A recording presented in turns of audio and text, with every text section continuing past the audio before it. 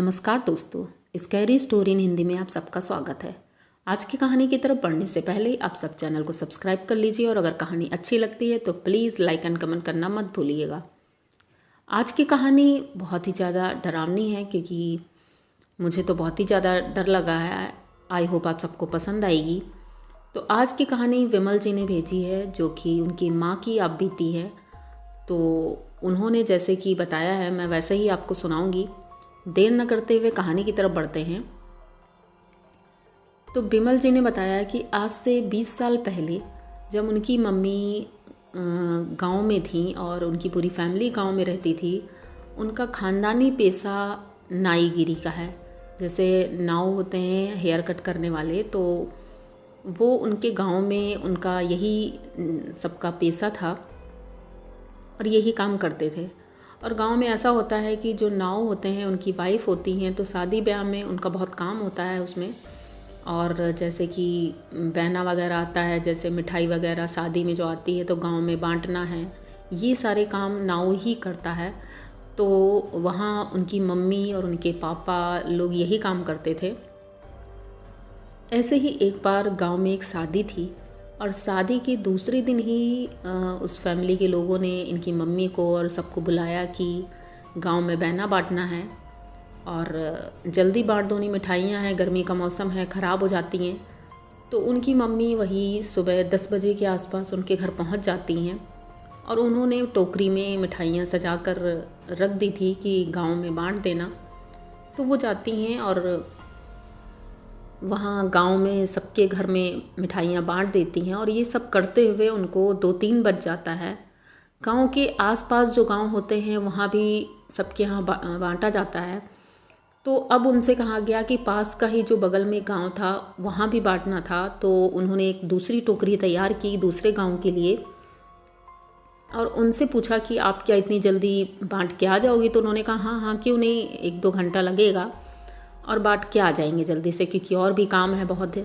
तो भाई उन्होंने टोकरी लगाई और उनके सर पे रख दी। उन्होंने देखा नहीं उस टोकरी में क्या था क्योंकि उसके ऊपर कपड़ा ढक दिया था और जल्दी जल्दी में उन्होंने कुछ चेक भी नहीं किया, वो टोकरी उनके सर पे रख दी और वो लेके चल दी। टोकरी भारी थी क्योंकि काफ़ी उसमें मिठाई थी और सब कुछ था। तो वो धीरे धीरे चल रही थी और उन्होंने सोचा था कि अब 4 बज गया है और वहाँ पहुँचते पहुँचते 5 बज जाएगा। अभी गर्मी का मौसम है, 7 बजे तक उजाला रहता ही है। तो वहाँ से वो निकल पड़ी थी और कच्चा रास्ता था, धीरे धीरे जा रही थी। तभी उनके जो कच्चा रास्ता था वहाँ एक ट्यूबवेल था। लोग कहते हैं उस ट्यूबवेल के पास जो पेड़ है एक जामुन का, तो उसके पास कुछ ना कुछ ऐसा है जो कि लोगों को डराता है। अक्सर लोग उस रास्ते पर रात में नहीं जाते हैं क्योंकि कहते हैं वहाँ एक चुड़ैल का साया है जो कि लोगों को आते जाते दिखता है। तो इन्होंने सोचा था कि शाम होने से पहले पहले मैं वापस आ जाऊँगी और कोई प्रॉब्लम नहीं होगी। और वैसे भी गांव के लोग बहुत हिम्मती होते हैं। तो वो चली जा रही थी। जैसे ही उस पेड़ के पास से निकली तो एक अजीब सी ठंडी हवा उनको लगी क्योंकि गर्मी का मौसम था और वो ठंडी हवा तो अलग से ही महसूस हो जाती है। बहुत ही ठंडी हवा थी। तो उन्होंने सोचा कि क्या बारिश होने वाली है क्या? इतनी ठंडी हवा तो बारिश के मौसम में या जब सर्दी होती तब लगती है ठंड। उसके बाद जब वो थोड़ा आगे चली वहाँ, तब उनको वो टोकरी हल्की सी लग रही थी। उन्हें थोड़ा अजीब लगा कि अभी तक तो इतनी भारी थी और ये हल्की कैसे हो गई। तुरंत टोकरी वो नीचे उतारती हैं और चेक करती हैं तो देखती हैं कि आप मानोगे नहीं, वो टोकरी एकदम खाली थी। अब इनको थोड़ा गुस्सा भी आया कि मैं इतना रास्ता तय करके आ गई हूँ, अब बताओ घर वालों ने खाली टोकरी मुझे पकड़ा दी है और अब मैं फिर वापस जाऊँ वहाँ घर, फिर लेके आऊँ। थोड़ा गुस्सा था लेकिन अब वापस लौटती हैं वहाँ से और उनके घर जाती हैं। उनसे बताती हैं कि बताओ जल्दी जल्दी में आप लोगों ने खाली टोकरी मुझे दे दी, अब मुझे फिर इतनी दूर से आना पड़ा, फिर जाना पड़ेगा वहाँ पर। तो उन लोगों ने माफ़ी मांगी और फिर बोला भी कि नहीं, हमें तो लगा कि नहीं, मैंने टोकरी में सामान रखा था और हो सकता है कोई गलती हो गई हो। भाई उन लोगों ने सोचा कि काम इतना है, हो सकता है गलती हो गई हो। तो उन लोगों ने इनकी माँ से माफ़ी मांगी और दोबारा से सामान उसमें भर दिया। अब दोबारा से जब सामान भरा तो वो टोकरी नॉर्मल लग रही थी, बिल्कुल जैसे होती है कि सामान भरा हुआ है, थोड़ी भारी थी। लेकिन वो फिर से चल देती हैं और इस बार वो थोड़ा जल्दी जल्दी जा रही थी क्योंकि देर हो गई थी बहुत ज़्यादा, 6 बज गया था अभी। तो उन्होंने सोचा वापस आते आते अब तो 2 घंटे लग जाने ही हैं क्योंकि अंधेरा होने को है, 7 बजे अंधेरा हो जाता है।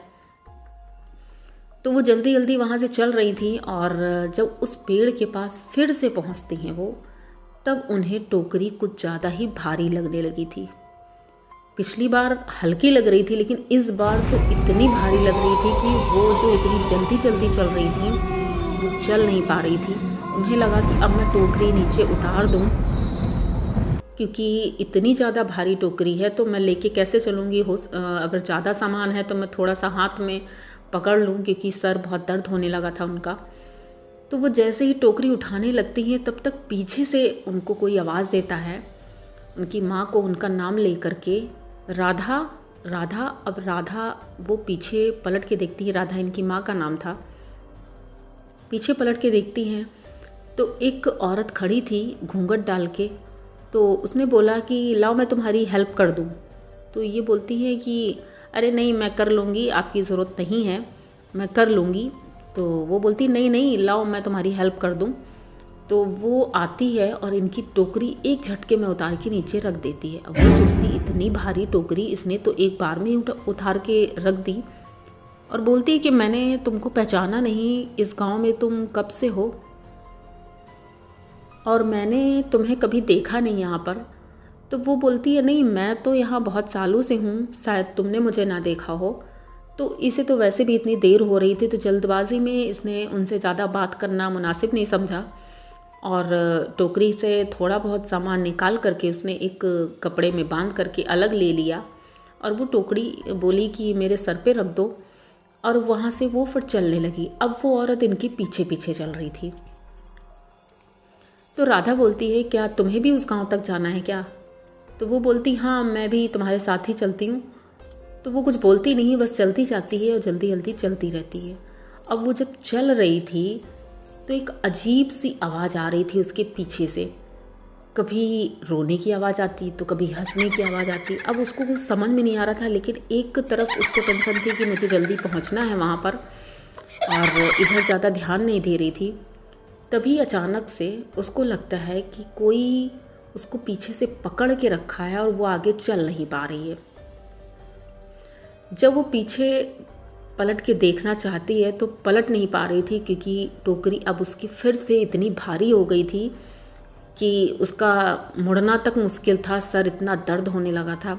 लेकिन फिर भी वो जल्दी जल्दी चलने की कोशिश कर रही थी। अब 7 से ज़्यादा हो गया था, 7:30 बज गया था। जाते ही उसको इतना अंधेरा हो गया था कि वहाँ से निकलना और मुश्किल था कि उस रास्ते से कैसे निकले हम, क्योंकि वो कच्चा रास्ता प्लस वहाँ इतने पेड़ पौधे जंगल था, बाग बगीचे थे और अंधेरा होने लगा था, और तब तो लाइट का कोई सोर्स नहीं था तो इस वजह से उजाला भी नहीं था।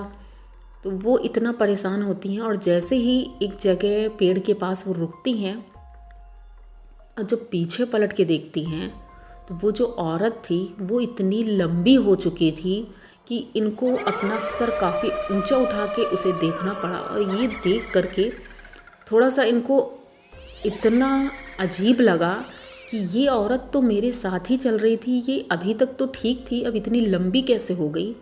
और जब नीचे देखती है उसके पैर की तरफ तो उसके पैर पीछे थे। इतना देखते ही वो इतना ज़्यादा डर जाती है और टोकरी उसके सर से गिर जाती है। जैसे ही टोकरी गिरती है तब वो उसका फेस देख पाती है उस औरत का। उसके बाल इतने बड़े बड़े थे और इतना भयानक चेहरा था उसका। ये देख करके तो उनकी माँ की हालत और ख़राब हो जाती है और वो वहाँ से भागना शुरू कर देती हैं। भागती हैं, जिधर भी वो भागती हैं हर जगह से उसकी हंसी की आवाज़ इतनी तेज़ी से आ रही थी और वो उस हंसी की आवाज़ को 8 दिन तक नहीं भूल पाई हैं क्योंकि वो इतनी भयानक हंसी की आवाज़ थी। और वो इसलिए इतना खुश थी क्योंकि उसे मिठाई खाने को मिल गई थी। कहते हैं ऐसी जगह पर ना तो मीठा खाकर जाना चाहिए और ना तो मीठा ले करके जाना चाहिए, क्योंकि ऐसे रास्तों पे अगर कोई आत्मा है या कोई चुड़ैल है तो वो मीठा तो तुम्हारा चखेगी ज़रूर और तुम्हें नुकसान भी पहुंचा सकती है। तो वही हुआ इसके साथ, और वो वहाँ से भागने लगती है और भागते भागते एक जगह कुआं था और उसी कुएं के पास डर की वजह से वो कुएं पर छलांग लगा देती है। अब आप सोचिए कि उस डर की वजह से उसने कुएं में छलांग मारी और किसी को पता नहीं था क्योंकि इतना अंधेरा हो गया था, और वहीं पर उनकी डेथ हो जाती है। दूसरे दिन सुबह जब पहले तो रात हो जाती है और सब लोग ढूंढते हैं, कहीं नहीं मिलते हैं। तब फ़ोन भी नहीं था तो लोग फ़ोन करके भी नहीं पता कर सकते थे कि भाई कहाँ है वो। सुबह का इंतज़ार करते हैं, सोचते हैं कि शायद उस गांव में रुक गई हों, लेकिन जब कोई खबर नहीं मिलती है तो सुबह सुबह ही उसका लड़का ये विमल ये जाते हैं वहाँ गांव में, पता करते हैं। तब ये छोटे ही थे बहुत, और वहाँ पता करते हैं तो पता चलता है कि उस गांव में उनकी माँ पहुँची ही नहीं। अब ये रास्ते भर देखते हुए जाते हैं, तब उन्हें दिखता है कि वो जो टोकरी थी वहीं जंगल में पड़ी हुई थी और उनकी चप्पल भी वहीं पड़ी थी एक कुएं के पास। जब कुएं में झांक के देखते हैं तो उनकी बॉडी ऊपर आ गई थी पानी में, और ये इतना देख के रोते हैं वहाँ पर, और गांव वालों को बुलाते हैं, उनकी बॉडी को निकाला जाता है। तब वहाँ के एक जो पंडित जी थे वो आते हैं, वो देखते हैं और बताते हैं कि शायद इनके साथ ऐसा कुछ हुआ जो कि नहीं होना चाहिए था, क्योंकि वो पंडित जी बहुत ऊंचे दर्जे के पढ़े हुए थे। उन्होंने वहाँ पहुँचते ही जब उनकी बॉडी को देखा तो उनको सब कुछ पता चल गया। आँख मूंद करके उन्होंने जब ध्यान किया तो उन्होंने ये सारी बातें ही जब बताई सबको कि इनके साथ ये हुआ है, तब सबके तो होश उड़ गए कि इस रास्ते पर अब तो आना मुनासिब नहीं है, क्योंकि जब किसी की जान चली जा सकती है तो इससे बुरा और क्या होगा। आज बिमल की माँ नहीं है, क्योंकि अब तो वापस आ भी नहीं सकती हैं। उनके साथ जो भी बीता है भगवान न करे किसी के साथ बीते, लेकिन हाँ वो रास्ता हमेशा के लिए बंद कर दिया गया था उसके बाद। अब उधर से कोई भी नहीं आता जाता है, और बिमल ये चीज़ को कभी भूल नहीं सकता है, जैसे कि उसने बताया। आई होप आप सबको ये कहानी अच्छी लगी होगी। अगर अच्छी लगी हो तो प्लीज़ ज़्यादा से ज़्यादा सब्सक्राइब करिए, शेयर करिए, लाइक कमेंट करिए और हमारे साथ बने रहिए। अगली कहानी में फिर से मिलते हैं। Thank you.